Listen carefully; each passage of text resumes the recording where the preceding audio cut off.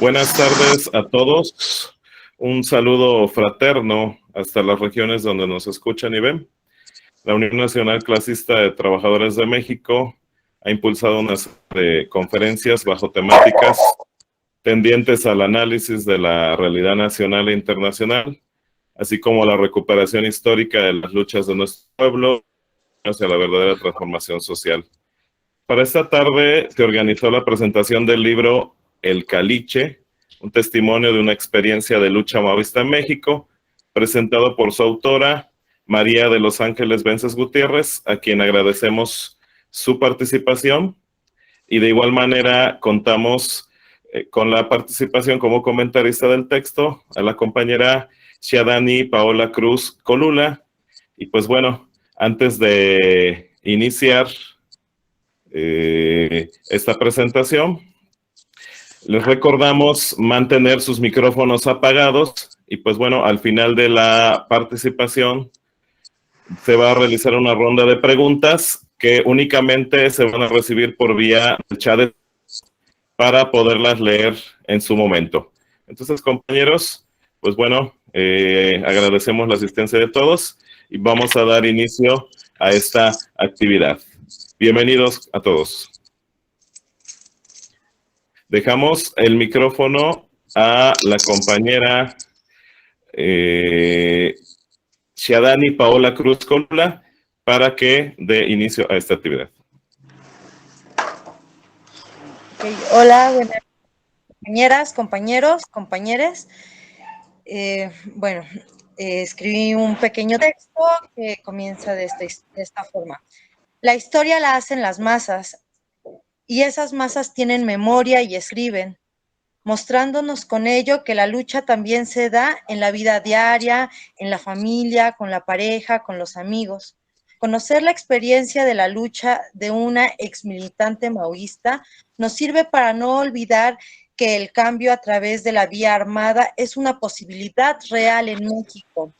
El día de hoy tenemos la fortuna de estar con María de los Ángeles Vences Gutiérrez, una exmilitante de la ya extinta organización maoísta Partido Proletario Unido de América, PPUA. Mi trabajo de investigación me orilló a buscar distintos testimonios de mujeres militantes y en esa búsqueda encontré en María de los Ángeles un ejemplo de la participación de las mujeres en la lucha político-militar de la década de los años de 1970, pues ella desde muy joven se integra a un círculo de estudios maoísta en Morelos, con tan solo 16 años, y poco tiempo después se ve obligada a salir de su pueblo y entrar en la comunidad. El caliche no es un texto que sale de la imaginación, sino de la memoria de la autora. Es un testimonio de una ex guerrillera maoísta que entrega todo lo que tiene en búsqueda de un mundo más justo. Es un texto que nos permite ver los peligros y dificultades por los cuales atraviesa toda combatiente.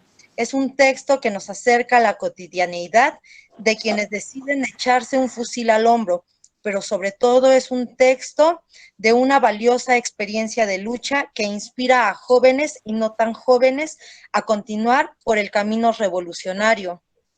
En una plática que tuvimos, me comentaba que en el caliche había dejado plasmada una parte muy importante de su vida, que su escritura incluso le había servido como terapia, pues lo escribió con lágrimas en los ojos, recordando su infancia, su pérdida temprana de madre y padre, su paso por la adolescencia, la escuela, a su profesor de música, su vida en el monte, su gran conexión y afinidad con el Güero Medrano, e incluso su amor con Ernesto. Y con eso me queda claro que saliéndose del canon académico y acartonado, nos deja un legado histórico valioso, sensible a las demandas del pueblo.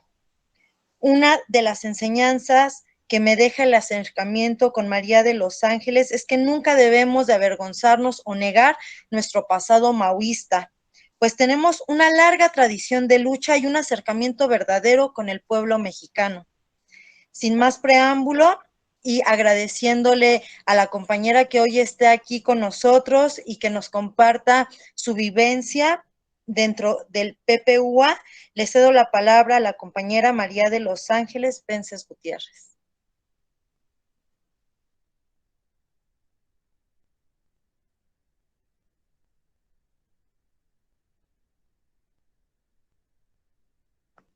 Perdón, es que creo que tiene su micrófono apagado. Lo prendo. Buenas tardes. Muchas gracias por la invitación.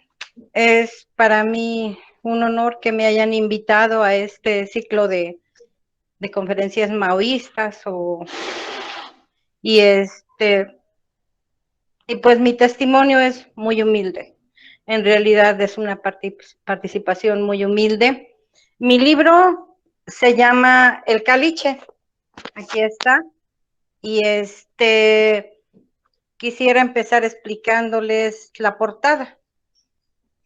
Primero, el Caliche es mi pueblo. Con eso quise escribir este libro de una manera un tanto novelada para ocultar nombres verdaderos y solo utilizar seudónimos, para ocultar también lugares en los que estuvimos, porque pues sabemos que a pesar de tantos años, pues la represión sigue, ¿no? Y la portada es del arquitecto Fernando Lezama, quien me hizo el favor de hacerlo mediante una plática que tuvimos ahí con él. Y él, le platicaba yo mi momento más fuerte, que fue cuando mi esposo cae como preso político, cae al Moloya de Juárez, y nosotros nos tuvimos que mover. Entonces nos movimos y nos internamos más hacia la montaña, pero para esto pues teníamos que cargar las armas, teníamos que cargar los hijos, en mi caso pues yo con mi hijo Ernesto, y él fue el que me hizo el favor de hacerlo mediante la plática y una fotografía de cuando tenía yo 16 años. Quiero mencionar que fue la maestra Isabel Quevedo Plasencia quien me motivó a escribir. Ella además hace los comentarios ahí en el libro. Ella es de la Universidad Náhuatl, del grupo de teatro Mascarones, de esos años, de los años 70. Muchas personas que estén escuchando se han de acordar del grupo de teatro Mascarones, siempre solidario con las luchas. Y esa era su arma, ¿no? El teatro era su arma para apoyar a los diferentes movimientos. Y pues recibimos de ellos también mucho apoyo. Ella es quien hace los comentarios y es quien me motiva. El prólogo lo hace el profesor Amador Espejo, sobrino nieto de la esposa del general Emiliano Zapata. Y también me hizo el favor de escribir el prólogo, me gustó mucho también.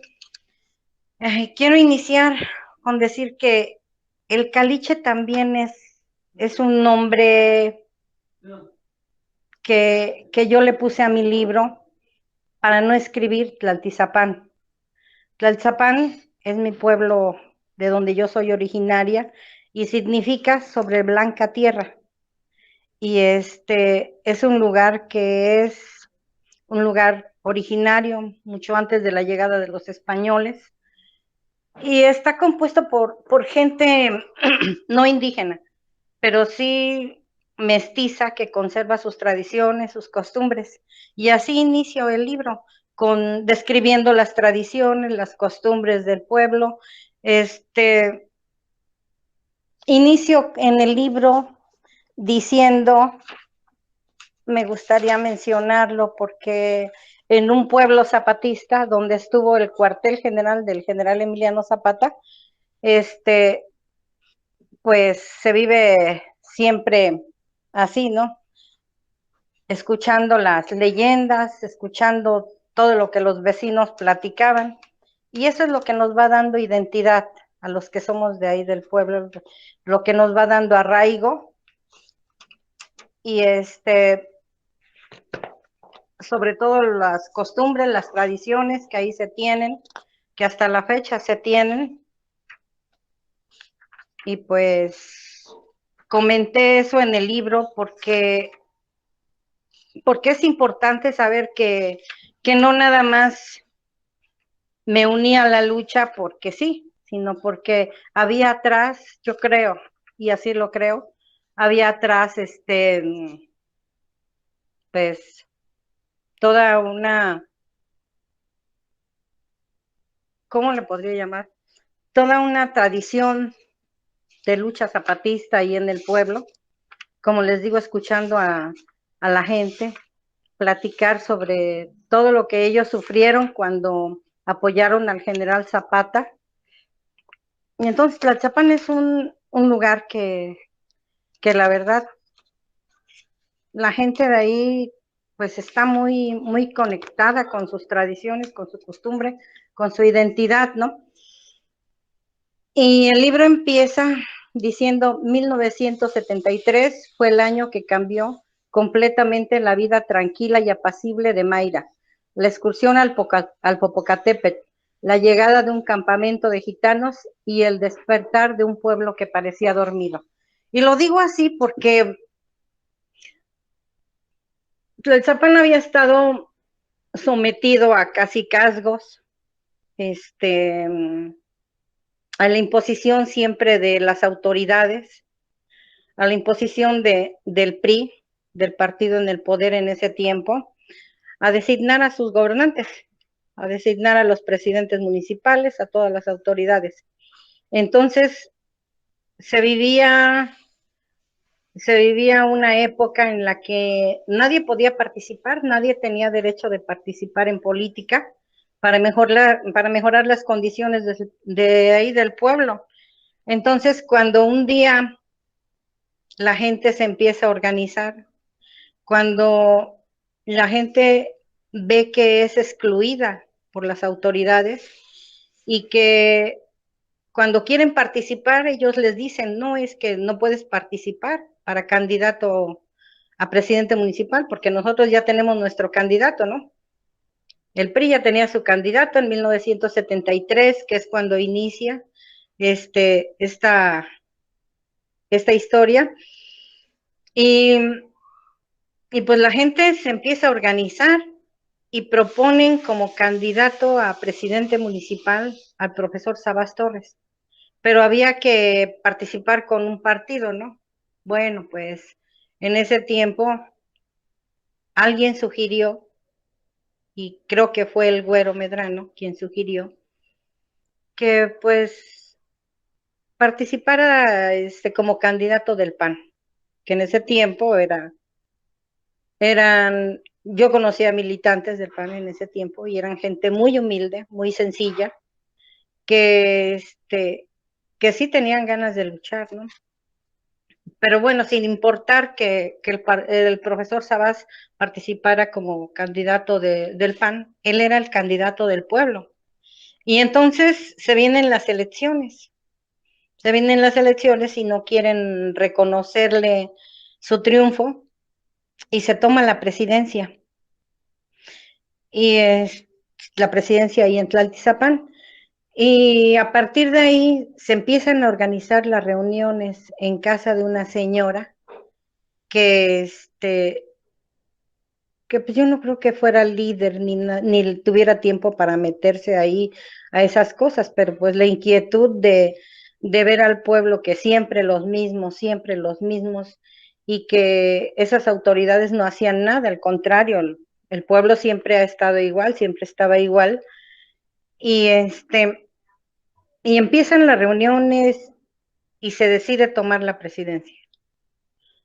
Para esto fue una primer toma de presidencia en la que los engañan y les dicen que sí, le van a dar le van a dar el gane al profesor Sabas, porque en las elecciones, pues él fue el que sacó la mayoría de votaciones y todo eso, pero que tienen que formar un consejo, pero en este consejo iban a estar integrados la gente del PRI, los que no habían ganado. Entonces, de eso no se trataba, ¿no? Y pues la gente empezó a enojarse, ¿no? Porque dijeron que era una burla lo que estaban haciendo con ellos, ¿no?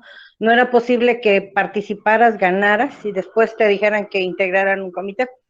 Algunas gentes por protestar fueron a, a parar a la cárcel, como en el caso del profesor Sabás y como el caso de mi tío Pancho, ¿no? Quien aparece en el caliche como Fernando.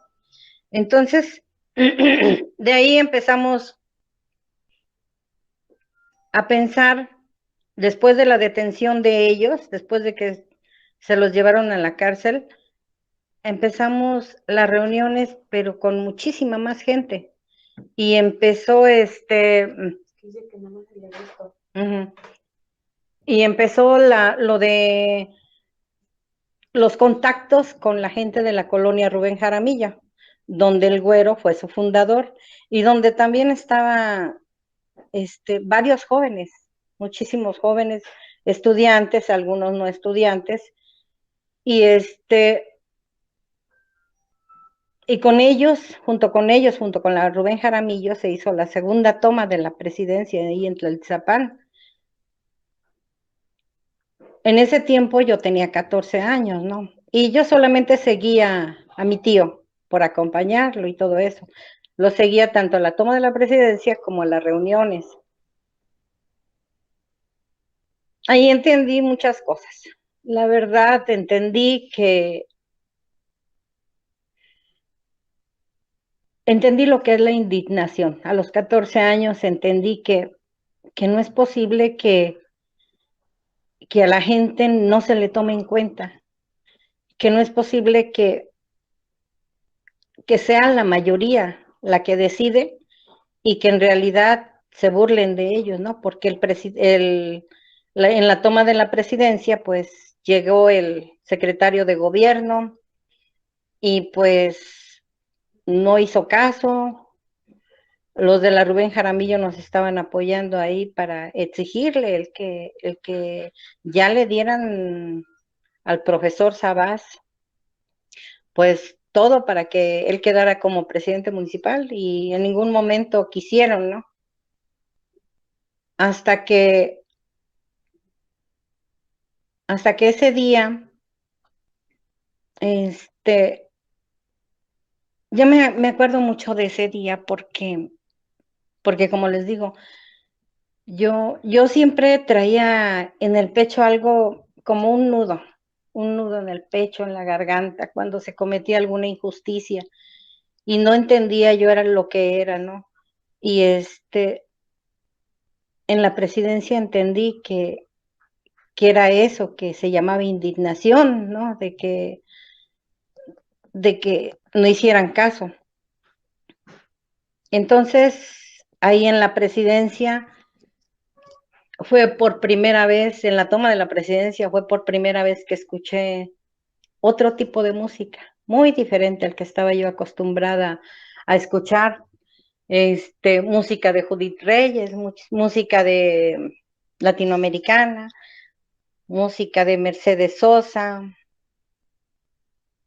y pues creo que acababa de pasar lo de Allende, acababa de pasar también lo de Allende. Ahí conocí un librito, un, un periódico que dictaban ahí en la Rubén Jaramillo, que se llamaba El Chingadazo, que decía, para el pobre quiero el poder y para el rico el chingadazo. Y traía en la figura un machete. Ahí leí algunos documentos. Ahí fue donde empecé a conocer sobre la historia de las luchas, cosa que en mi pueblo, pues, cuando yo, ¿no? Sobre todo a los 14 años, ¿no? Lo mío era la música de moda en ese tiempo y todo eso. Conocí jóvenes muy comprometidos con la lucha, jóvenes estudiantes, como digo, algunos no eran estudiantes, pero estaban ahí. Conocí otro tipo de vida, otro tipo de vida diferente al que había en mi pueblo. Y me gustó porque Me identifiqué con su lucha, me identifiqué con la música, me empezó a gustar. La música de José de Molina. Y después, eso fue como por el 24 de septiembre de 1973, 24, 23, 24. Como para el 25, la gente de la Rubén Jaramillo que nos estaba acompañando ahí a la toma de la presidencia se salió, se fueron. Y lo que escuché de mi tío y del profesor Sabas Torres, que era mi profesor de música en la secundaria, es que los de la Rubén Jaramillo habían tenido un problema. Y fue cuando la emboscada en, en Guerrero, que fueron acusados de estar conectados con Lucio Cabañas y que supuestamente iban a realizar un secuestro y todo eso. Y eso fue en Anchedulce, en Guerrero. Entonces ellos se salieron, se fueron a la colonia y nos quedamos un tanto desamparados ahí porque ellos eran los que nos apoyaban, los que nos impulsaban, los que nos orientaban, ¿no? Los que nos asesoraban. Después entra el ejército a la presidencia y nos desalojan, pero sí se quedó el profesor Sabas Torres como presidente municipal. A partir de ahí, yo estuve al pendiente de las noticias, nunca antes me gustaba escuchar las noticias ni nada de esas cosas, pero desde entonces me gustó y me di cuenta que el 28 de septiembre de 1973 entran 3.500 elementos del ejército, entre soldados y judiciales, a detener al Güero Medrano. Y pues yo de alguna manera continué mi vida en, en Tlaltzapán, pero siempre pendiente de las noticias, ¿no? Y por lo que escuchaba de las personas ya mayores del pueblo, porque se iban ahí a la casa a platicar en la banqueta, ¿no? A estar platicando sobre todo lo que estaba pasando y todo eso. Yo me quedé con la inquietud, me quedé con esa espinita de, de saber qué había pasado y, y porque entre las cosas que a mí se me quedaron de lo de la toma de la presidencia, se me quedaron algunos discos de José de Molina, un libro, de La historia me absolverá, de Fidel Castro, mm, y muchas cosas ahí. Yo creo que en la secundaria fue donde más se me clavó la espinita de continuar aprendiendo sobre las luchas cuando escuchaba a mis profesores de historia hablar sobre otros países, ¿no? Como Rusia, donde nos hablaban de todos los derechos que los trabajadores tenían. Y y pues así llegué hasta 1975, que es cuando empiezan a llegar a la casa, ahí con mi tío Francisco, empiezan a llegar a su negocio, jóvenes, entre ellos, empezó a llegar Damián, empezó a llegar Toño, empezó a llegar uno que le decíamos el plátano, que se llamaba Armando Bisairo, varios compañeros más, gente como Aquileo Mederos, el primo del Güero Medrano, también llegaba ahí a reunirse, gente como Ángel Hernández también que llegaban a reunirse. Y pues el grupo de los mayores, que era como de entre 28, 30 años, ellos llegaban a platicar con mi tío, ¿no? Y a ver cualquier cosa, no sé de lo que hablaban, pero los jóvenes llegaban a platicar conmigo. Y empezamos a hacer amistad, empezamos a platicar de esos tiempos del 73, cuando lo de la toma de la presidencia, y empezaron a preguntar qué pensaba yo sobre la música que había escuchado en ese tiempo, lo que había yo leído y todo, ¿no? Y pues decidí empezar a participar, me invitaron a participar a círculos de estudio maoísta. Y como lo digo en el caliche, nos íbamos a la orilla del río, nos teníamos que esconder en esos tiempos para leer las citas del presidente Mao Zedong. Te tenías que esconder porque era algo prohibido, ¿no? Y así estuvimos algunos meses en el círculo de estudio. Me gustaba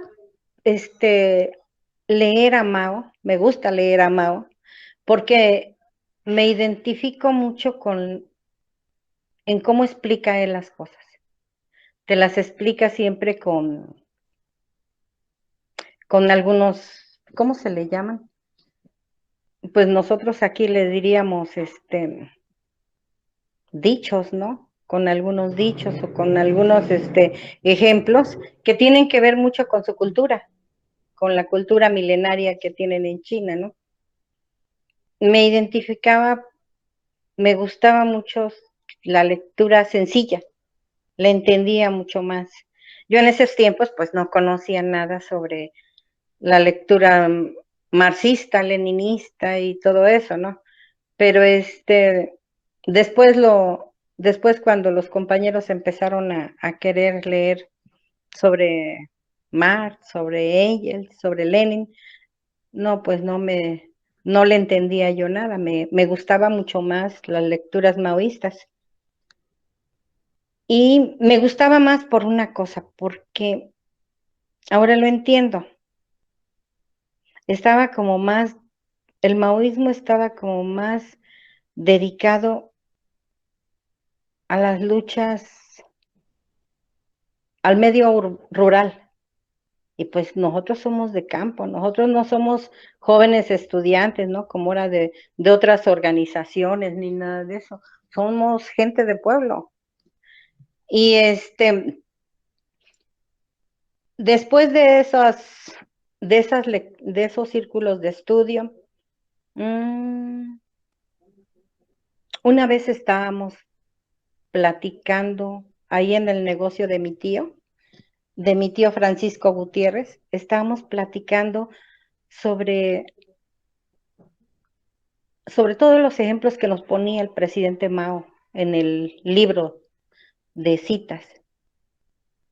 Y estábamos, el que ahora es mi esposo, que aparece en el caliche como Arturo, estaba, estaba Benjamín y estaba Damián.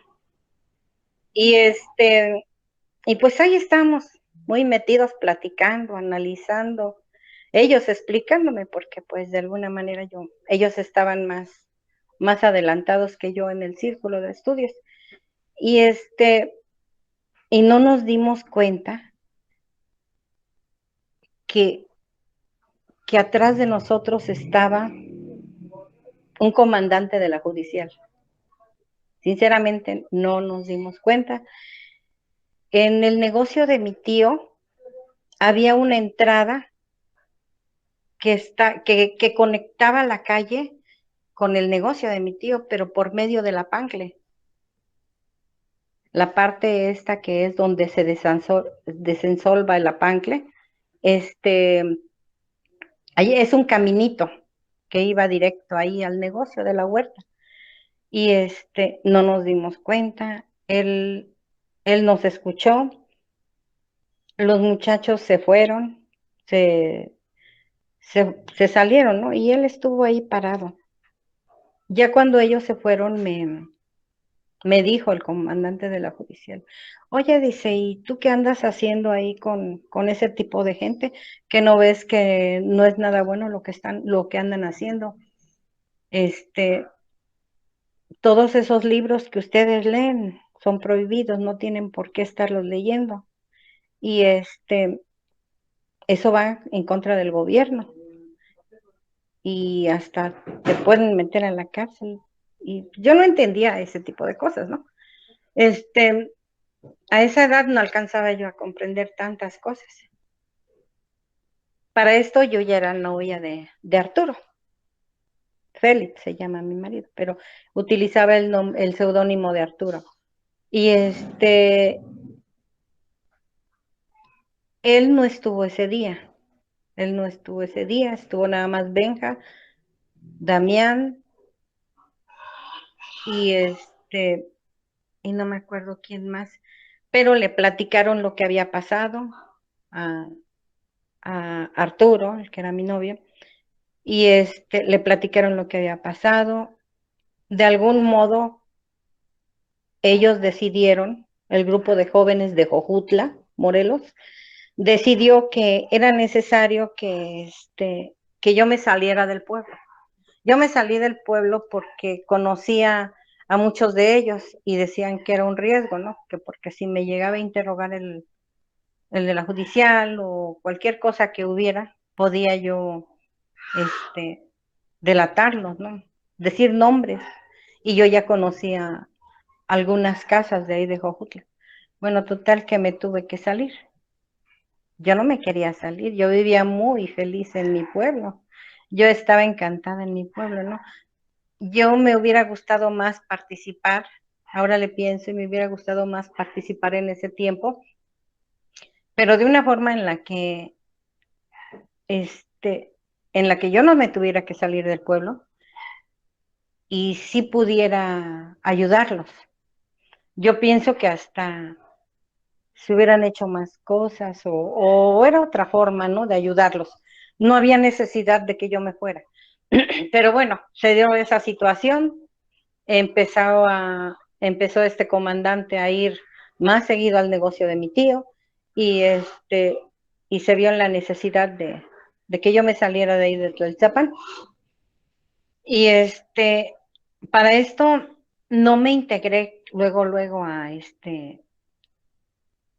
PPU donde estaba el güero, sino que me llevaron a una casa a Jojutla, a la casa de Toño, y ahí en la casa de Toño estuve viviendo, ¿no?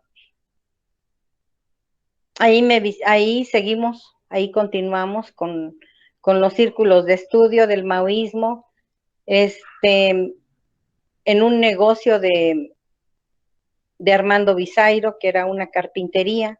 Ahí nos reuníamos junto con más jóvenes de Jojutla, porque no nada más eran 3, 4 jóvenes, eran como unos 10, 12, y se hizo más grande el grupo.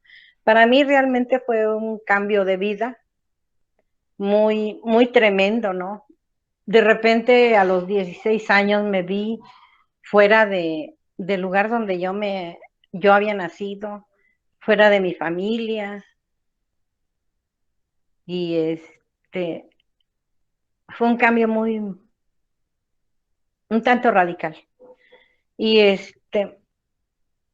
después con el tiempo ya empecé a hacer pareja con Félix.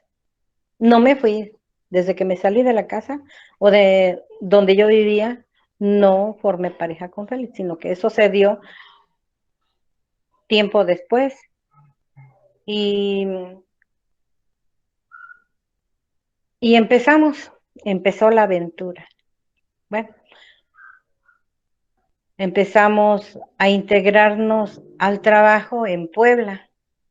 En Puebla estuvimos en una comunidad donde el compañero que nos llevó era, creo que militante del Partido Comunista y también era maoísta. Y ahí empezamos a hacer trabajo de base. Había más grupos, ¿eh? Había, creo que, pero no grupos clandestinos, sino que grupos como de jóvenes estudiantes, no sé de qué escuela, que ayudaban a la gente ahí en el campo. Lo que sí sé es que a partir de entonces, a partir de Puebla, se inicia lo que es la lucha clandestina. Y quiero decir con esto que yo no sabía exactamente qué era lo que iba a pasar, no entendía muchas cosas, no entendía, fui aprendiendo poco a poco. En Puebla estuvimos como 2 meses, septiembre, octubre, noviembre, estuvimos como 2 meses apoyando ahí a los compañeros, y había un sindicato que era el que nos apoyaba, un sindicato de obreros de la construcción, que también estaba involucrado ahí con el PPUA, que nos apoyaba muchísimo, hasta que en enero, del 70 no, hasta que en noviembre, diciembre del 75 regresamos a Jojutla. Para esto se iba a hacer un asalto, creo, a un banco. No me acuerdo si era expropiación o era un asalto. Cuando son detenidos varios compañeros, ¿no? Se hizo ahí un asalto y cayeron Aquileo Mederos, primo del Güero Medrano, cayó Ángel, se hizo una balacera. Algunos compañeros del Partido de los Pobres estuvieron también ahí involucrados, el PPUA con el Partido de los Pobres, iban a hacer este trabajo. Y resulta que estando en la casa de Félix en Jojutla, nos llega de repente el doctor Julio Melchor Perrusquía. Nos llega y nos llega muy cansado, muy espantado, porque los andaba persiguiendo la policía. Y debido a la persecución, a las detenciones que hubo en la balacera ahí en Jojutla, porque ahí los encontraron, ahí murió un compañero del Partido de los Pobres, tuvimos que volver a salir de Puebla. Tuvimos que salir de Jojutla y de Jojutla nos regresamos otra vez a Puebla. Esto fue en diciembre de 1975 y fue cuando conocí al Güero. Y se me alegra mi corazoncito cuando digo que fue cuando lo conocí, porque desde que se hizo la toma de la presidencia yo escuchaba hablar del Güero Medrano. Mi marido me dice ahora que el Güero Medrano estuvo ahí en la toma de la presidencia de Tlalzapán. Era tanta gente, tantísima gente, que yo no identificaba ya ni los que eran del pueblo ni los que eran de la Rubén Jaramillo. Entonces llegamos ahí a Puebla, a la casa donde habíamos estado en septiembre, en noviembre, y, y esto fue en diciembre, es cuando conozco al Güero, un hombre, como lo describo en el libro, alto, güero, blanco, no güero, blanco, blanco, de ojos entre verdes y azules, con una risa unos ojos que yo digo que sonreía con los ojos. Y, y ahí conozco a los demás compañeros. Y ahí es donde empieza lo, lo más bonito, ¿no? Porque voy entendiendo muchas cosas. Ahí el Güero nos empezó a entrenar nos íbamos a practicar tiro con su pistola, con las armas que ahí había.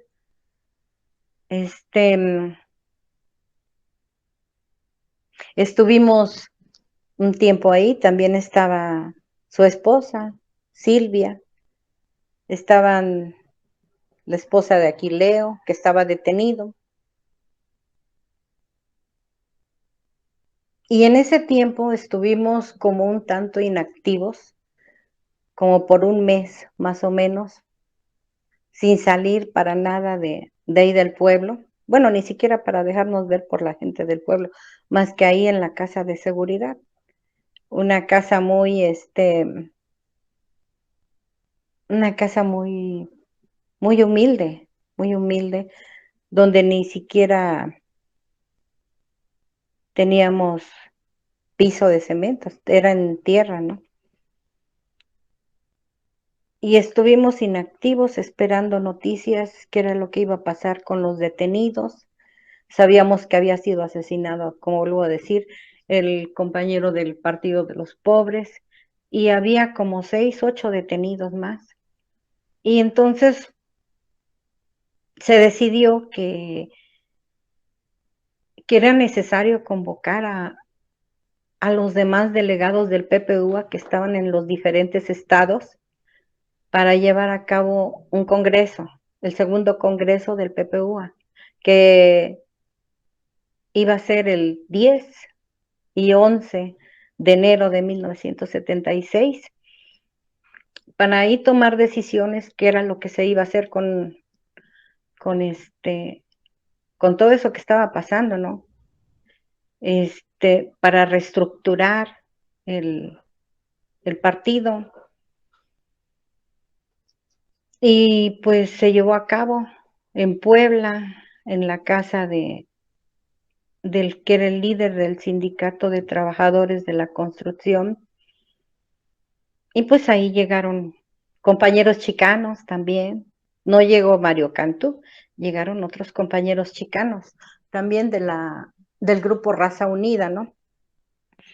Llegaron los de Tlaxcala, llegaron los de Morelos, como era, como era don Antonio, don Antonio Lagunas, como era el otro compañerito, de los grandes, de los que fueron a China junto con el güero, este, queda don Antonio Lagunas, y otro señor que ahorita no me acuerdo su nombre, pero llegaron 3 delegados o 4 delegados del estado de Morelos. Llegaron de Guerrero, llegaron de Tlaxcala, llegaron de Michoacán, los que estaban ahí en Puebla, llegaron de la Ciudad de México. En total serían como 10 estados más o menos, delegados de 10 estados, que estuvimos ahí toda la noche. Yo no entendía, como vuelvo a mencionar en el libro, yo no entendía qué era lo que estaba pasando, ¿no? Lo que sí sabía es que pues mi vida iba a cambiar completamente. Yo no puedo decir que yo me integré a la lucha bien conscientemente de lo que se estaba haciendo, ¿no? Pero sí tenía muchas ganas de aportar mi granito de arena para cambiar la situación que yo veía, que estaba en todas partes, un sistema de injusticia, un sistema de desigualdad muy grande. Y, y ahí se tomaron acuerdos ese día. Me gustó mucho la forma en la que se hizo porque ese congreso fue escondidas, teníamos que andarnos escondiendo, inclusive teníamos que platicar despacito, se hablaba despacito, estábamos todos en círculo, sentados y haciendo un círculo en el suelo, y los diferentes delegados fueron exponiendo los problemas de cada estado. Se tomaron acuerdos que se iba a hacer con los detenidos. Pues en ese momento estaban todos bien enojados, ¿no? Querían ir a volar la, la cárcel de Cuernavaca, de ahí de la avenida Tlacomulco, para sacar a Quileo y a los demás compañeros. Estaban muy dolidos. Había mucho coraje, mucha frustración, ¿no? De lo que había pasado. Fue el primer grupo que se detuvo, que digo, tendrían en ese tiempo como entre 28, 30 años, el primer grupo que fue detenido. Y después de que se acordó y se reestructuró el partido,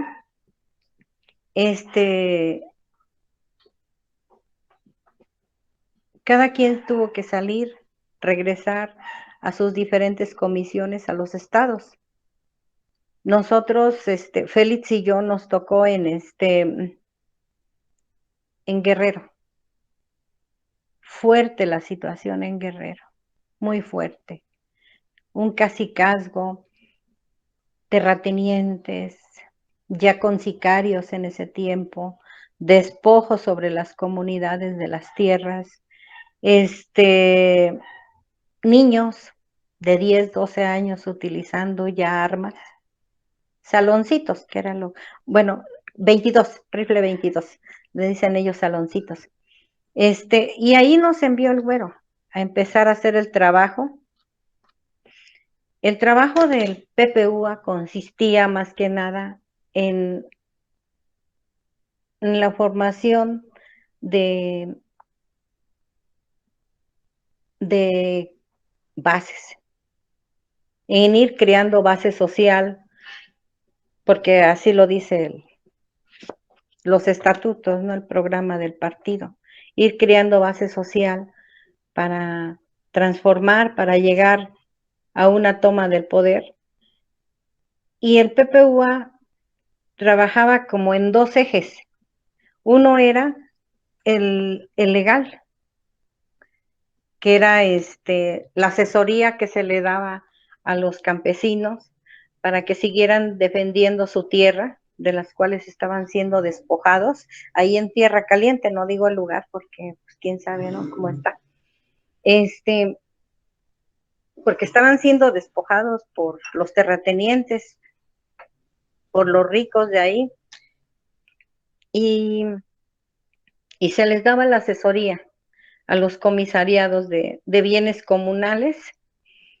Y el otro eje por el que se trabajaba era, la verdad, era la autodefensa. La autodefensa que consistía en apoyarlos con armas, las pocas que se podían, ¿no?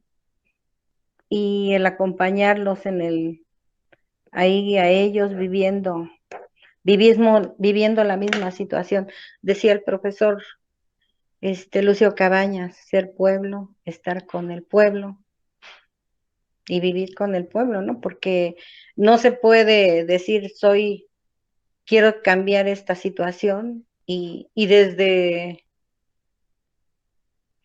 un escritorio, desde un café, ¿no? Esos son revolucionarios de café nada más. Había que vivir la misma situación que estaba viviendo la gente ahí. Y bueno, todo eso platica el Caliche. Hubo en esa comunidad de Guerrero, hubo asesinados, hubo emboscadas.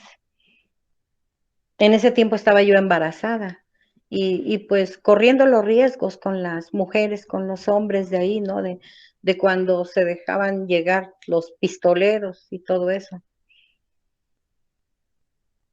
Después me di cuenta que esa situación ahora no ha cambiado, ¿no? Siguen los despojos en las comunidades.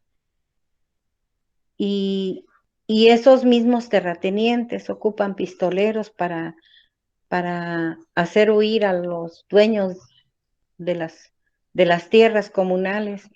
¿Y qué cosa hacen con esas tierras? Bueno, pues las ocupan para sembrar droga, ocupan a la gente para meterlos en esa situación del narcotráfico y todo. Y ya desde entonces se vivía esa situación. Estuvimos ahí en Guerrero desde febrero hasta agosto, a fines de agosto de 1976. Se hizo todo lo que se pudo por los compañeros, se les apoyó y todo. Ellos decidieron de alguna manera que que ya no querían luchar, estaban cansados, había mucha pobreza, no podían salir a sembrar porque eran venadeados por los pistoleros. Y, y entonces en ese cansancio, ellos decidieron dejar la comunidad y pues nosotros junto con ellos, ¿no? Porque la lucha era de ellos, nosotros simplemente estábamos como de apoyo, nada más. Y cayó esa comunidad en manos de los terratenientes y fue una experiencia ahí en Guerrero muy difícil, pero, pero te das cuenta que es otro mundo, que es otro México. Y que tú que vives en la ciudad o nosotros que vivimos en un pueblo y todo eso, nosotros pensamos que ese tipo de cosas no existen.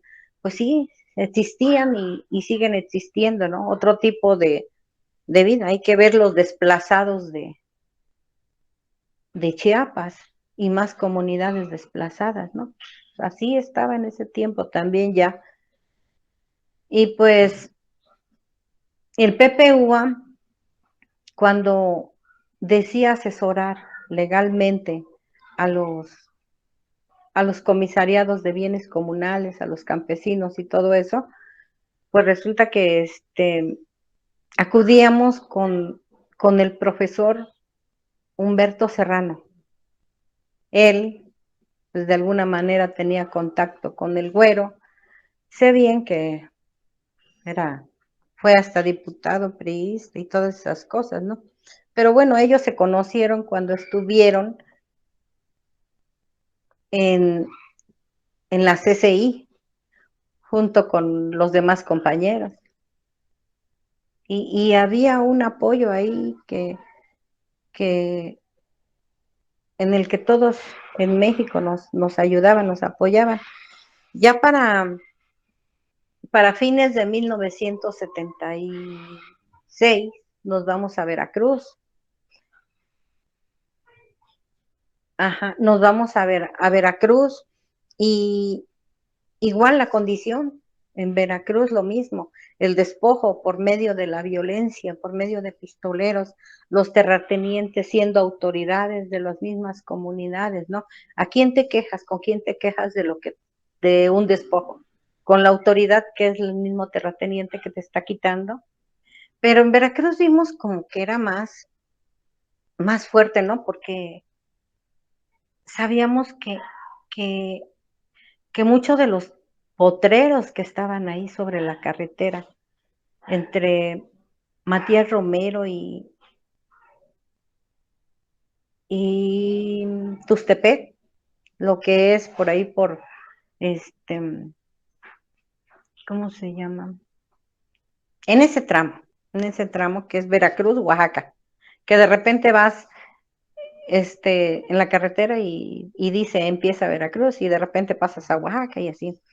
Y entonces nos dimos cuenta, nos platicaron los compañeros, que muchas de esas tierras eran las que se habían apropiado los Bravo Aguja, que creo que que en esos años de los 70 había sido, no sé si secretario de la Reforma Agraria. Entonces, el despojo estaba mucho más fuerte ahí, ¿no? Además de que eran comunidades indígenas. Y, y la misma situación, estar ahí acompañando, luchando con los compañeros, pero ya ahí estuvimos junto con el grupo del Güero en el 75, en el 76, en diciembre del 76, y de ahí pues se viene la detención de otro grupo del PPUA en México, en la colonia Santa María la Ribera, se viene otra detención, y ahí es cuando cae mi compañero, Félix Basilio, cae junto con 3 compañeras más, junto con Toño, un grupo como de 10 gentes también. Ya para esto, el güero se había quedado en una parte, en una comunidad de Veracruz, y nosotros nos habíamos ido a otra comunidad a hacer trabajo de base. Y un día estaba yo platicando con los jóvenes. Félix había salido a México y él era el que se encargaba de transportar las armas de, de México a Veracruz. Y y estaba yo platicando con los jóvenes ahí cuando ya en la noche, platicando de los problemas que tenían ahí en la comunidad, cómo se sentían, por qué no estudiaban, qué era lo que pasaba y todo eso, ¿no? Y cuando en un radio que yo tenía, chiquito ahí, escucho las noticias donde, eso fue en febrero de 1977. Escucho las noticias estando ahí en Veracruz, donde dicen que el obispo Sergio Méndez Arceo decía que se deslindaba sobre lo del secuestro y las detenciones que habían hecho los de la Brigada Blanca, y era el grupo en el que estaba incluido mi marido, ¿no? Y pues de repente me quedo sola, de repente me quedo sola con un hijo de 6 meses, y, y pues sentí que se me cayó el mundo, ¿no? Porque fue difícil, pero había que moverse del lugar, había que moverse porque pues por medio de las torturas, de la represión, iban a empezar a detectar, ¿no? Dónde estaba el güero, dónde estaban los demás grupos, y nos movemos y nos vamos más nos metemos más sobre la montaña, más adentro de la montaña. Y es de donde sale la portada esta, ¿no? En la que desenterramos unas armas y las transportamos, y el cargar al hijo, cargar la pañalera, siendo perseguidos. Había compañeros ahí del pueblo, de la comunidad, que nos iban guiando. Ellos iban desmontando, iban guiando. Y, y pues nos tuvimos que mover, mi marido ya en la cárcel, ya habían sido dado a conocer en los medios de comunicación la detención, ya estaban ahí, y pues los pasaron al Almoloya de Juárez. Estaban presos como presos políticos en Almoloya de Juárez, la policía buscándonos por todos lados, helicópteros sobre la zona esa en la que estábamos, que era una comunidad indígena, límites de Veracruz, límites de Oaxaca. Pero era la consigna, que cuando alguien caía o cuando alguien se salía de la organización, había que moverse rapidito y pues dejar a un lado tu pesar, dejar a un lado el saber qué cosa es lo que va a pasar, y siendo acorralados, ¿no? De esta manera nos internamos más a la montaña y a una casa que ahora ya lo puedo decir, a una casa que nos prestaron los compañeros de la Unión del Pueblo. Uh-huh. Ahí estuvimos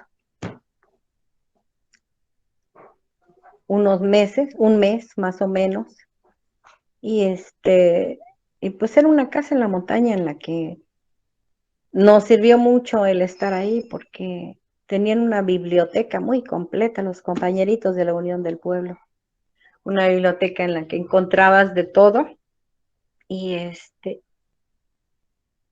y nos sirvió para retirarnos, para estudiar un poco, para analizar qué era lo que estaba pasando.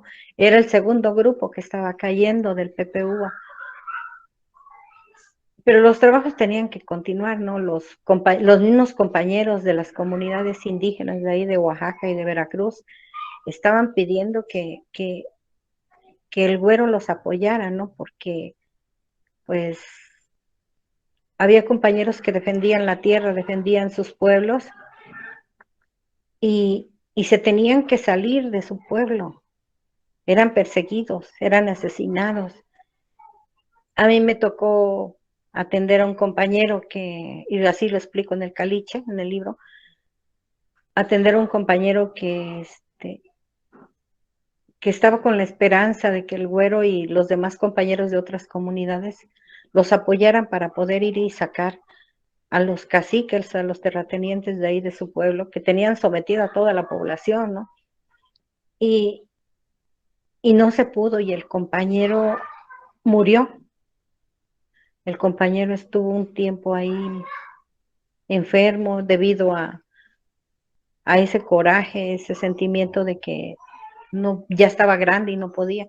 Dejó un hijo ahí como de 16 años que estuvo ahí con el güero también.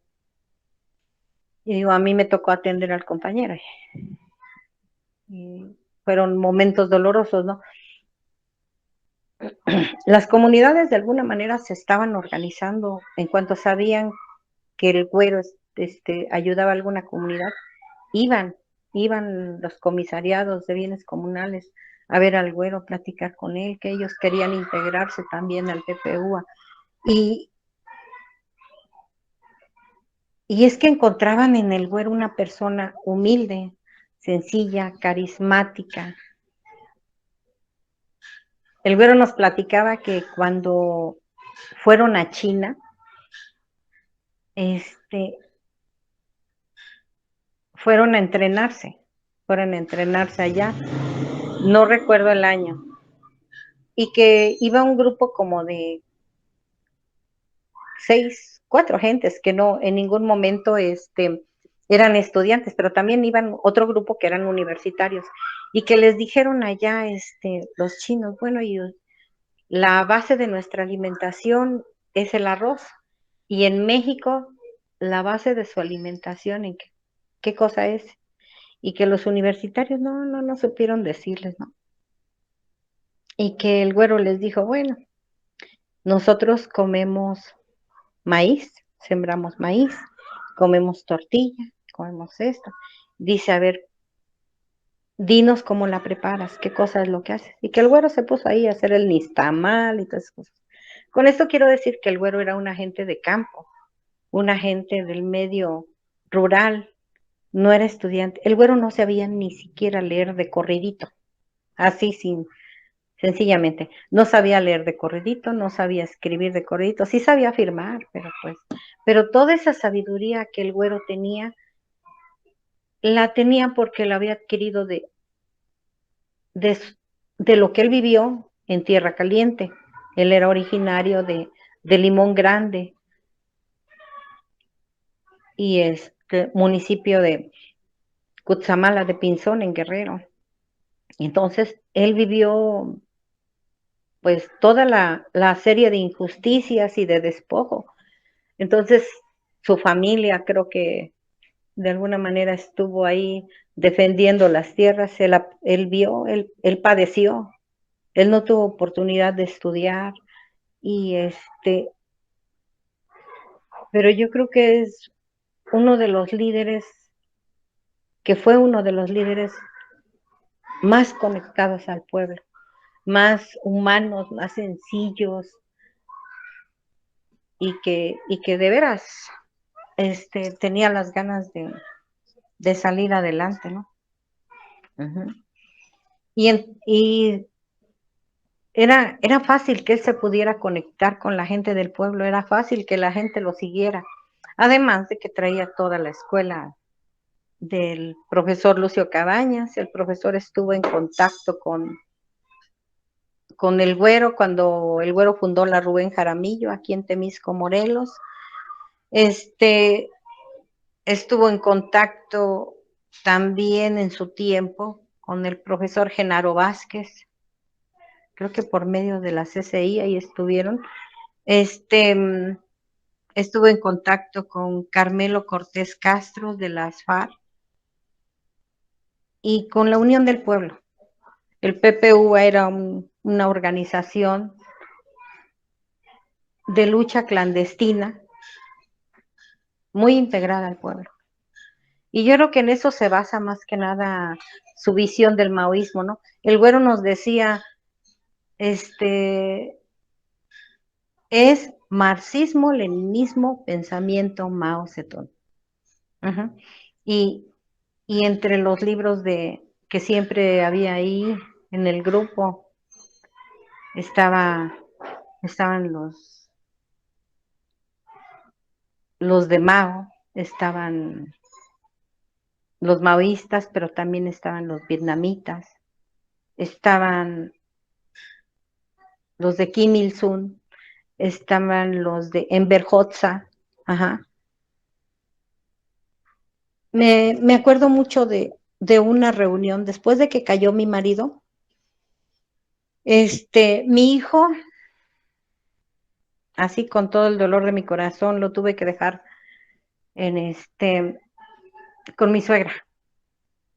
El Güero no quería, pero bueno, tuve que dejar a mi hijo a los 8 meses porque era un riesgo andar con él. En una de esas que nosotros salíamos huyendo cuando nos caían los pistoleros en alguna comunidad, hasta delatarnos nos podían, ¿no? Con el llanto. Y entonces dejo a mi hijo y empiezo yo a participar más de manera constante porque empiezo a hacer el enlace del PPUA, del Güero, del comité, de Oaxaca o de Veracruz hacia la Ciudad de México. Y entonces, una reunión que tuvimos en la Huasteca, no sé si hay parte de la Huasteca, en Hidalgo, por ahí por Huejutla, ya andaba para arriba y para abajo con el Güero, pero había veces que no sabían, a dónde íbamos. No se podía decir, él no me decía vamos a ir a tal parte porque se va a hacer eso y eso. No, ahí no sabías nada hasta que llegabas, ¿no? El único que sabía era él por la situación de la seguridad. Nadie, si alguien caía, no sabías a dónde ibas. No, ¿a dónde ibas? No, pues quién sabe. Y entonces llegamos a una reunión ahí en Huejutla, donde nos dieron un caldo muy rico de camarones, langostinos, no sé cómo les digan. Y y pues a mí me sabía rico porque la situación en la clandestinidad, en el medio rural, para nosotros era, era de pasar hambre. Era de pasar hambre, no teníamos lujos, no vivíamos en la ciudad, no teníamos dinero. Entonces hubo una reunión en la que llegó mucha gente y ahora un compañero de la Unión del Pueblo, que fue preso político, dice que en esa reunión alguien dijo, ahí viene el comandante, ahí viene el comandante. Y él a modo de broma dijo, pero ¿cuál si ya estoy aquí, no? Él es de la Unión del Pueblo, era de la Unión del Pueblo. Y dice, cuando veo llegar a un hombre güero, alto, con su guayabera, con su sombrero, y a una chamaquita, dice, una chamaquita bien jovencita, bien chiquita, dice. Ah, sí, sí. Y dice, ¿y eras tú? Le digo, ¿y te acuerdas para qué fue esa reunión? Dice, sí, dice, en esa reunión muchas organizaciones clandestinas estuvieron presentes porque querían hacer un solo frente junto con el Güero, no adherirse al PPU, no. Cada quien desde su propia organización trabajar conjuntamente, ¿no? Y estar coordinados. Y había diferentes organizaciones, todas rurales, para trabajar. No me acuerdo bien, pero pues él ya me había dicho, estuvo la Unión del Pueblo. No sé si habría gente del profesor Lucio, pero ahí se decidió y propusieron al güero para que él fuera el que, el que lo representara, ¿no? Lo escogieron como líder porque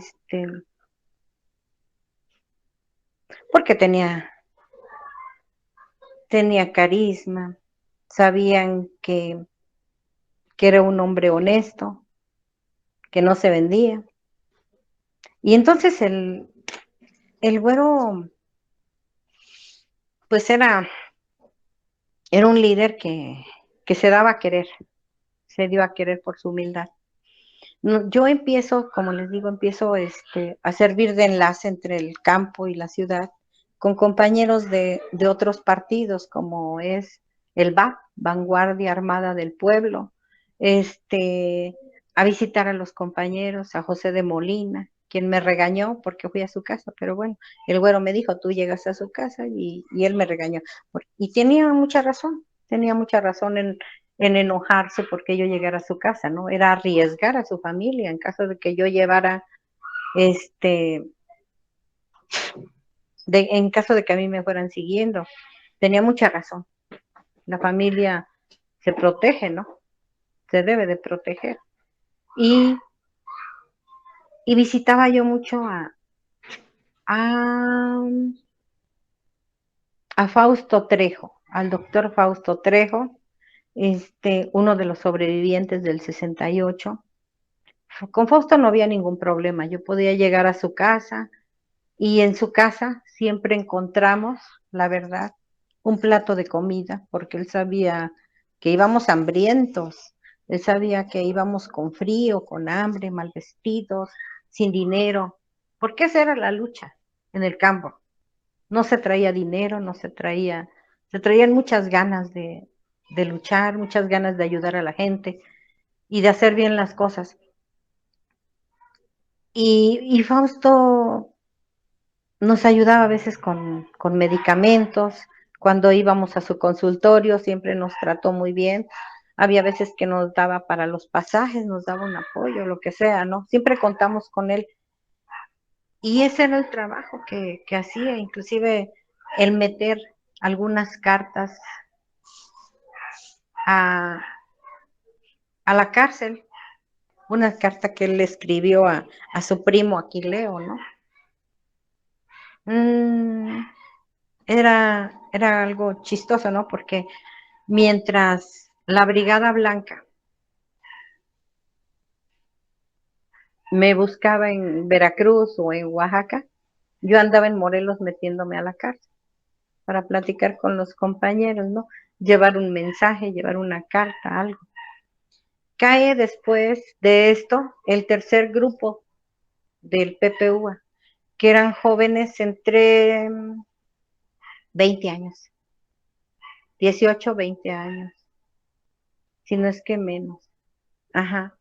Y caen los de Jojutla, cae Damián, cae Raúl y sus hermanas, 3 de sus hermanas,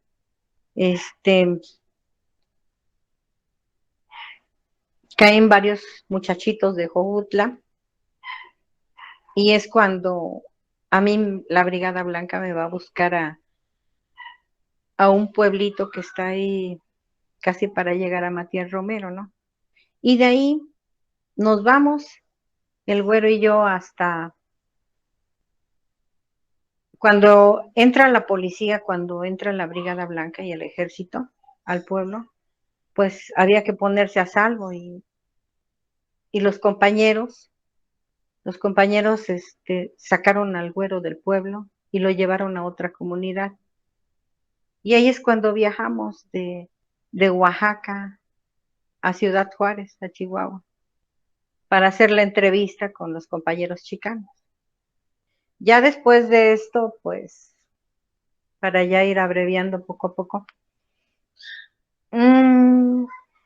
el güero decidió, cuando me veía triste, el güero decía, ¿sabes qué, Mayra? Te voy a integrar, quiero que empieces a participar en un frente democrático, en un frente de presos y perseguidos políticos. Y este frente creo que todavía no está, sí ya estaba como para formarse, pero todavía no tenía su primer congreso. Y era el que tenía el doctor Martínez Soriano, Felipe Martínez Soriano, el que fue, creo, rector de la Universidad de Oaxaca, y que creo que tenía algún hijo o una hija en la Unión del Pueblo. Para esto, pues, el güero me mandó a México y quería que yo me hiciera cirugía plástica, pero pensé que no tenía caso, ¿no? Bueno, les estoy platicando lo que está ahí en el libro, ¿no? Para los que no puedan tenerlo. Y ya como a finales del 77, el güero me dijo, te vas a ir, te vas a salir de la organización y quiero que nos ayudes, nos apoyes de otra manera, integrándote al frente, pero no te voy a mandar así como estás, porque la policía ya tiene toda tu ubicación, tu cara, cómo eres y todo, ¿no? Entonces no voy a poderte mandar así. Y total que me salí y el libro termina en una metáfora, en la que al no quererme yo venir de allá, de Oaxaca, porque sentía feo dejar al güero, porque veía toda la situación de que estaba siendo cercado, pues una parte de mí quería quedarse, pero otra parte de mí quería venirse a Morelos con mi hijo, con mi esposo que estaba en la cárcel. Entonces le doy una salida metafórica ahí al libro, ¿no? Donde pues dejo a Mayra ahí, la dejo en Oaxaca, como tenía que hacer. Y yo me regreso para acá, para Morelos. Y como les digo, una vez le dije a un compañero cronista de Jojutla, mi libro, cuando me dijo que le había gustado el final, le digo, pues sí, porque te voy a decir que mi papel para escribir este libro, mi papel fueron mis recuerdos y mi tinta fueron mis lágrimas. Para mí fue algo tremendo, fue una terapia. Es el humilde testimonio que quiero compartir con ustedes, ¿no? No les voy a decir que yo anduve allá, ¿cómo les diré?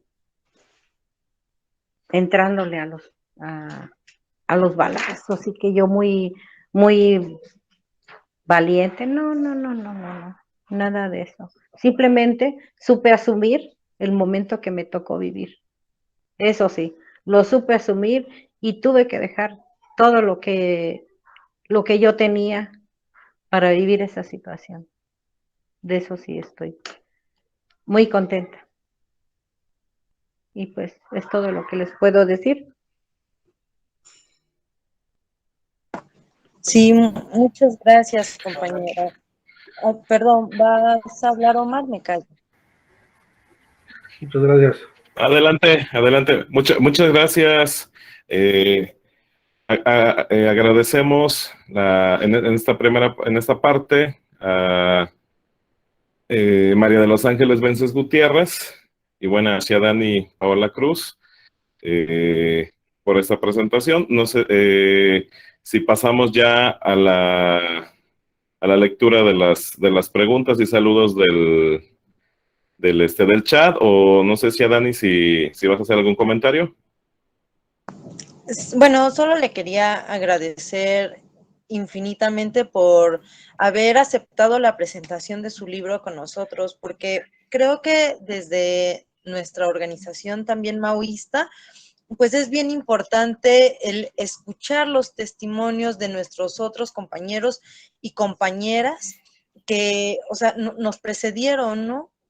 Como lo dije en un principio, la lucha maoísta en México lleva toda una historia larga donde, o sea, nosotros nos las tenemos que apropiar y pues a partir de toda esta experiencia que ya se tiene, seguir nuestro camino en la lucha, porque tampoco, pues no sé, no lo podemos abandonar, pues, y que yo de verdad le agradezco infinitamente que pues nos haya compartido este testimonio, esta parte de su vida tan importante para usted.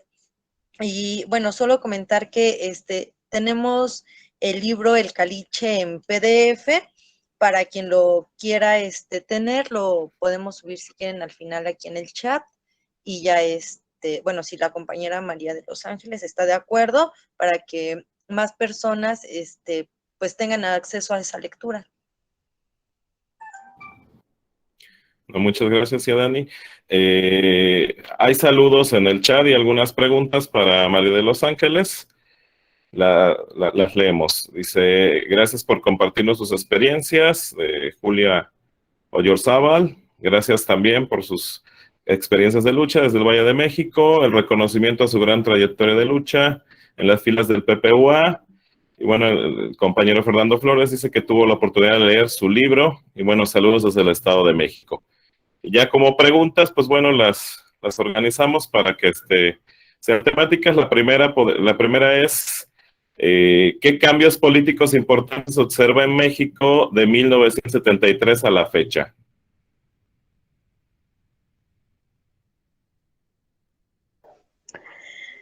¿Qué cambios políticos?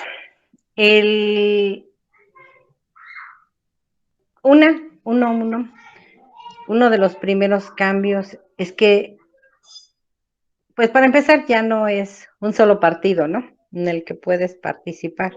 Hay más, pero pues también están igual, porque es la misma clase política la que está siempre queriendo el poder, ¿no? Ajá. Y supuestamente la apertura democrática con más partidos y eso fue precisamente, no sé cómo se le diga, ¿no? Pero creo que fue en el 78 cuando condicionaron a los compañeros que estaban presos, como presos políticos, los condicionaron en que, ya deberían de dejar de andar clandestinamente y que tenían que integrarse. Muchos compañeros no se integraron a otros partidos, algunos sí, pero la gran mayoría no se integraron. Muchos sabíamos bien que todos los partidos son paleros del gobierno, ¿no? Pero pues, la apertura que ha habido, ese es uno de los cambios, ¿no? Pero pues estamos igual, decía, con lo de la clase política. Otro de los cambios, pues no ha cambiado mucho, ¿eh?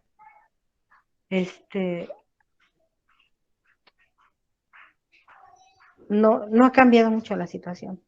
Al contrario, creo que en el medio rural continúan la misma situación de despojos y en las comunidades. Continúa las, ¿cómo se llaman? Los desplazamientos, el quemar pueblos para irlos desplazando, y continúan los grupos paramilitares. Lo leemos en Chiapas, lo leemos en Michoacán, en Guerrero. Siguen los grupos paramilitares asesinando luchadores sociales, asesinando ambientalistas. Y no nada más allá, también aquí en Morelos, ¿no? Se ha dado casos de asesinatos. Yo decía que antes quien te reprimía era la policía, quien te reprimía eran los granaderos, quien te reprimía. ¿Qué cosa podía pasar? Bueno, aquí en Morelos, o en otros lados también, te ibas a la cárcel. Si te detenía el gobierno, te ibas a la cárcel. Ahora ya no. Ahora las empresas que controlan los recursos naturales de los pueblos y que por medio de eso despojan a las comunidades, tienen sus propios sicarios que te desaparecen, ¿sí? Y entonces, pues creo que está peor con los desplazados y continúan las injusticias. Yo no sé de qué manera desde las propias comunidades podemos participar en las luchas sociales y hasta eso cambiando de estrategia. Se tiene que cambiar de estrategia porque antes sabías qué carro era de la judicial, sabías que traía su antenita del carro, no, pues ese es de la judicial y sabías que te tenías que esconder, ¿no? Sabías de quién cuidarte, ahora no sabes de quién cuidarte. Estamos en una situación más difícil todavía. Muchas gracias. Hay otro comentario de Lucas Quiroz, muy importante en esta experiencia. Y bueno, en relación a esta experiencia del PUA, hay algunas preguntas de compañeros del Valle, de México, Compufri y Julia Oyarzábal. Bueno, se las leo. Es, ¿cómo podemos rescatar los aportes de lucha del PPUA? Otra, ¿cuál fue el papel de los chicanos dentro del PPUA? ¿Y cuál fue el papel de la mujer en las organizaciones y acciones del PPUA? A ver, ¿cómo podemos rescatar los aportes del PPUA? Continuando la lucha desde donde estemos, siendo consecuentes, entre lo que decimos y lo que hacemos, pero también, ¿cómo diré? A ver, porque el aporte que el PPUA deja es de la lucha contra la injusticia. Y pues ya los tiempos han cambiado. Yo considero que los tiempos han cambiado, pero podemos continuar desde nuestra, ahora sí que desde nuestra propia trinchera, desde nuestra propia comunidad, no aceptando las cosas injustas, manifestándonos en contra de cualquier injusticia que veamos y pues apoyando, siendo solidarios con las luchas sociales más que nada, porque las luchas sociales continúan, pues tenemos que ser solidarios. El güero decía en un cartel que hay por ahí, decía, no hemos tomado el poder, no hemos tomado las armas por amor a la guerra, sino porque es la única manera de que los ricos nos dejen en paz. Entonces, yo creo que tenemos que continuar la lucha, a lo mejor ya no por medio de las armas, pero sí siendo solidarios, construyendo de nuestro propio hogar, gentes honestas, gentes sensibles ante las injusticias. Es algo que tenemos que ir construyendo nosotros en esta sociedad, ¿no? Son diferentes los tiempos. Yo no digo que no tengamos que llegar a las armas. Bueno, pues es que dice un compañero ya el ejército, ya todo eso ya está muy, muy así, ¿no? Pero a lo mejor lo pensamos nosotros porque vivimos en este mundo. Ya no estamos inmersos en aquel en el que me tocó vivir, ¿no? Pero desde nuestra propia comunidad podemos ir trabajando. Hay cosas por hacer en nuestras comunidades. Muchas cosas. Tratando de reconstruir el tejido social, desde la situación de la violencia. A mí me encantó que dijeran que están por ahí ensayando una puesta de teatro del monje o algo así. Esa es una forma de lucha, ¿sí? Es una forma de construir comunidad y de ir aportando. La cuestión de de la participación de la mujer dentro del PPUA, cuáles eran sus tareas. Las tareas de las mujeres no nada más era hacer de comer, ¿eh? Nunca, nunca, nunca, nunca, nunca. Ahí sí había equidad de género, porque tanto hombres como mujeres participábamos en la cuestión de la elaboración de alimentos. Tanto hombres como mujeres podíamos servir de enlace, tanto hombres como mujeres podíamos servir de contactos ante otras organizaciones. Teníamos esa situación de autoridad moral que nos daba el partido, más que nada que nos daba su dirigente, ¿no? Como el güero. No, el papel de la mujer en el PPUA no era nada más el de la cocina o el de la esposa que acompañaba al esposo, al compañero. No, no, no, no, también había participación de ellas. Era necesario que también la mujer participara. Y, y, y las mujeres en el PPUA vivimos todas las etapas. La etapa de, de la crianza de los hijos, la etapa de amamantar a los hijos. Y no nos limitamos en la cocina nada más. También teníamos nuestras propias tareas, ¿no? La participación de los chicanos en el PPUA. Ujú. A ver, los, compañe los compañeros como Mario Cantú, de Raza Unida Chicana y más, que por ahí, Sin Fronteras y algunos otros, pues era la de difundir en Estados Unidos entre la población chicana y mexicanos la situación que se estaba viviendo en México en esos años, ¿no?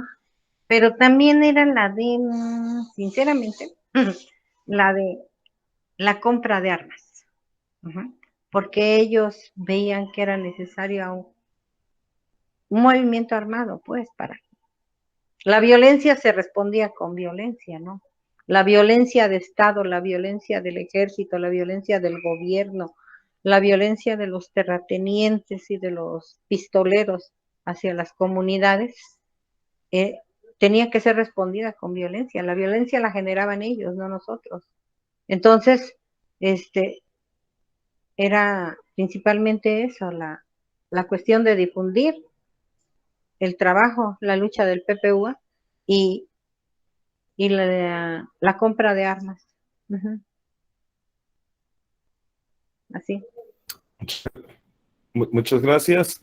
Otras preguntas más. ¿Podría explicar las diferencias teóricas e ideológicas entre el Güero Medrano y el doctor Julio Melchor? Aquí saludos desde el Estado de Sí. México. Uh-huh. Y, Uh-huh. y finalmente, ¿qué pensaría Mayra de la actual situación económica y política de México? Uh-huh. A ver, las diferencias políticas e ideológicas entre el Güero Medrano y el doctor Julio Melchor, pues eran diferencias de clase, ¿no? Porque mientras el doctor era intelectual, ¿sí? Y como intelectual que era, él no estaba de acuerdo con los métodos maoístas, con el pensamiento maoísta. Él más que nada, él siempre decía que la revolución la iban a encabezar los obreros los obreros, la tenían que encabezar los obreros de este país de México. Y con las demás masas, con campesinas y todo, pero la tenían que encabezar ellos, ¿sí? Los obreros. Bueno, pues es que el doctor era marxista y leía más que nada a Marx, a Lenin. Con él, luego quería que leyéramos en Puebla lo del Capital, pero pues yo no le entendía nada al Capital, y apenas y podía entenderle las citas de Mao Zedong, el Capital no, ¿no? Y y él era de tendencia trotskista. Siempre había una situación ahí de discusión sobre que la segunda internacional y que la tercera internacional y cosas que el güero y él entendían, ¿no? Diferentes formas de ver las cosas, diferentes opiniones. Yo creo que era una cuestión más que nada de clase, a la clase social a la que pertenecían. Inclusive el doctor Julio Melchor, después cuando salió de la cárcel, él fue candidato a la presidencia municipal por el PRT, que es de tendencia trotskista, el Partido Revolucionario de los Trabajadores. Él se afilió a él y fue candidato a la presidencia municipal, no sé si en los 80 más o menos. Y y como vuelvo a decir, el güero era el güero era gente sencilla, no era intelectual, para nada, para nada. Entonces sí había la diferencia esa. El güero, el profesor Lucio, Genaro, Carmelo, eran más que nada de lucha, de lucha rural, y el pueblo los cuidaba, y el pueblo los escondía cuando el ejército los perseguía. Por eso es que su base social siempre estuvo en el campo. Ajá. Y la otra sería, ¿cuál? ¿Qué pensaría Mayra? Así es. ¿Qué ¿Qué pensaría? pensaría Mayra de la actual situación económica y política de México? Mayra, ay, esa era. Mayra decía que todos los partidos, vuelvo a repetir, que todos los partidos son paleros del gobierno. ¿Eh? Eso estaría pensando. Estaría pensando Mayra sobre el Tren Maya, que que está despojando a las comunidades, aún sin tener conocimiento, yo creo que bien exacto. Eso pensaría Mayra en ese tiempo. Bueno, ahorita. Y y la situación política, y ahorita que se está viviendo, uh,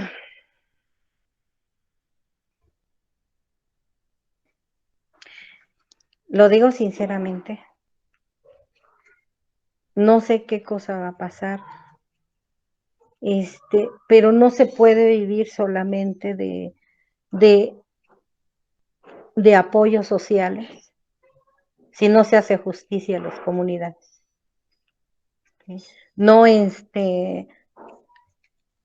dinero se te acaba con los apoyos sociales. Si no se le otorgan los pueblos a la gente sus derechos, tiene que haber más derechos, cumplirse todos los derechos, el derecho a la vivienda, el derecho a la educación, el derecho a la salud, el derecho a vivir en paz, que estar recibiendo apoyos, ¿no? Porque el dinero se va acabando. Y pues Mayra pensaría que la lucha tiene que seguir y que de alguna manera continuar participando, porque pues a veces dicen los compañeros, ¿no? Este gobierno no es perfecto, pero como dice la canción, pero se parece mucho a lo que simplemente soñé, ¿no? Pero pues se parece, pero no, nos hace falta mucho, mucho, mucho. Continuar participando, tenemos que continuar participando, porque solamente vamos a dejar de participar el día que ya no estemos aquí, el día que nos muéramos, ¿no? Y pues eso pensaría Mayra, que la lucha continúa desde donde estemos y en la forma que sea, no precisamente nada más con las armas, se pueden hacer las luchas, hay más armas que un fusil para continuar la lucha. Y uno es la educación.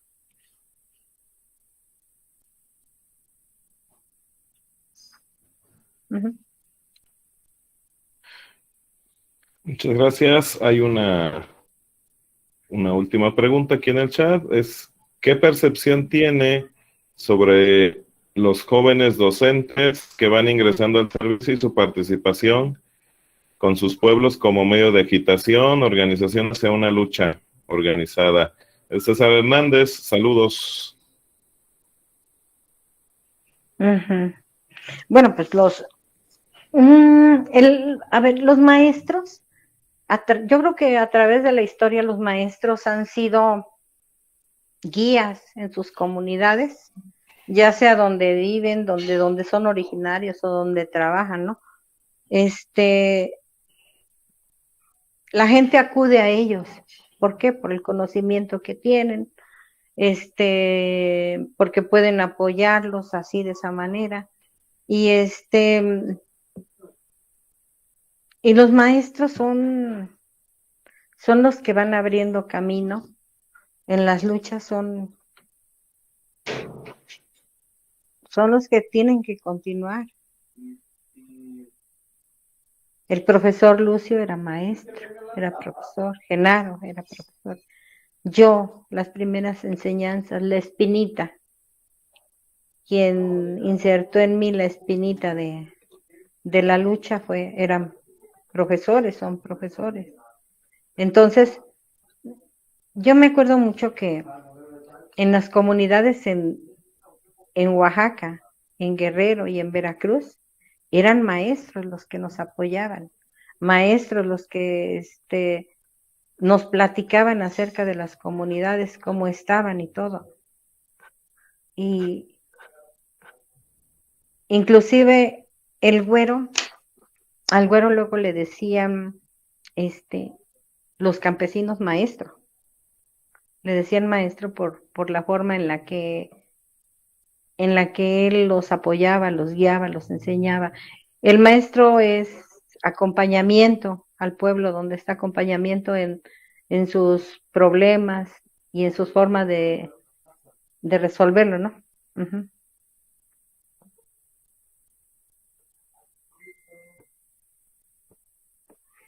¿Qué pasó? Muy bien. Por ahí nos comentan que hay problemas para subir el archivo del PDF. Ya, yo creo que posteriormente le pediremos ahí a la compañera Ciadani, nos lo comparta para difundirlo. Bueno, no sé, algún comentario final, Ciadani o María de los Ángeles. Bueno, pues yo quiero dar las gracias por esta oportunidad para poder difundir lo que es el libro y el trabajo, y que se da a conocer, ¿no?, el trabajo del PPUA, porque para el PPUA la prioridad era organizar a las comunidades, organizar a los pueblos en la defensa de la situación que estaban viviendo, pero también organizarlos en ese tiempo para la toma del poder, ¿verdad? Porque solamente así se iban a resolver sus problemas. Y el PPUA siento que ha estado olvidado junto con algunas otras organizaciones que hicieron trabajo de base en los pueblos, en las comunidades rurales. Y nada más quiero decir que sin organización no hay revolución, no hay transformación. Sin organizar a los pueblos, sin organizar a las comunidades, organizarlas y movilizarlas, concientizarlas, no se puede hacer una transformación o una revolución. ¿Sí? Y la prioridad siempre del PPUA fue eso, organizar, crear bases de apoyo, no tanto la cuestión militar. Claro que la cuestión militar había que ver para lo de los recursos, ¿no? Uh-huh. Pues yo solo quisiera dar las gracias por presentarnos el testimonio, un testimonio muy interesante, y pues hacerle la invitación a las compañeras, a los compañeros de la Unión, pues a seguirnos preparando, a no abandonar nuestros círculos de estudio, a no abandonar las ponencias, las pláticas que muchas veces tenemos y que a lo mejor por flojera, por lo que sea, pues en ocasiones se abandona, ¿no? Sino al contrario, a seguir luchando. No lo sé. Para mí, María de los Ángeles es un gran referente de lucha porque pese a que no milita en una organización política, no deja de lado, ¿no? La lucha, ¿no? El día que nos vimos nos platicaba que ahora que estuvo la lucha por el agua allá en Morelos, entraba a esa lucha, seguía participando, pues, y que eso es digno de admiración y que pues nosotros que tenemos toda una vida por delante y todo, pues, no lo sé, oportunidad para organizarnos, pues eso, ¿no? No dejar de lado esas oportunidades y seguir adelante con la preparación militante. Muchas gracias. Bueno, compañeros, agradecemos su asistencia a esta actividad. Esperemos seguirnos viendo pronto en más actividades de este tipo. Bueno, eso es todo. Que tengan una excelente tarde.